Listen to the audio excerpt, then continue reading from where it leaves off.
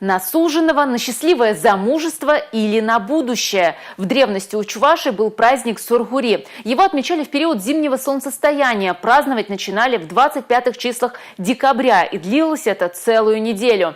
Несмотря на то, что древние традиции праздника забываются, есть те, кто отмечает его и по сей день. Наша съемочная группа отправилась в деревню Чиршкасы и погрузилась в ту самую атмосферу старинных чувашских обрядов и гаданий.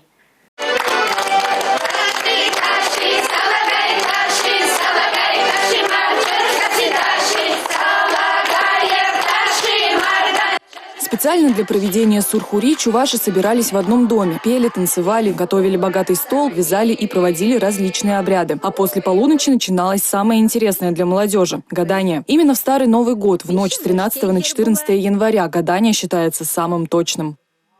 Колечко, колечко, расскажи всю правду.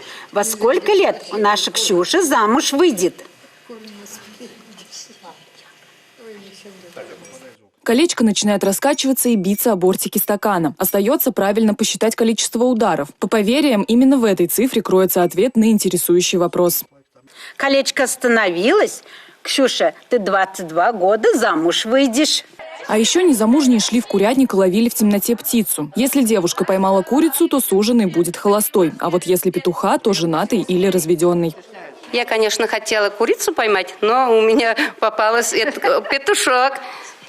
Говорят, что этот петушок означает «женатый мужчина».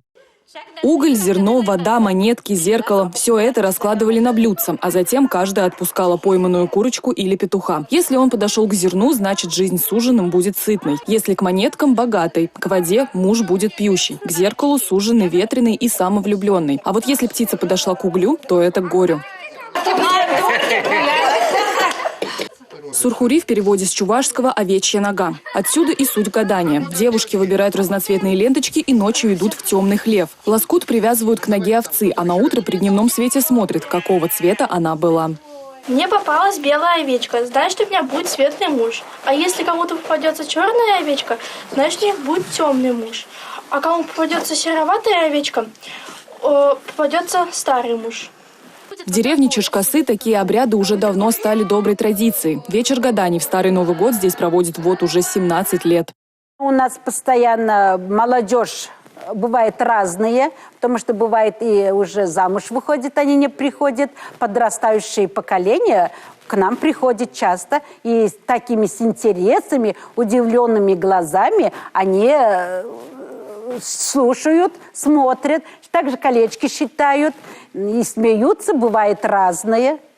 Гадание в православии считается грехом, поэтому после него на крещение каждый должен окунуться в ледяную воду, чтобы очиститься от злых духов.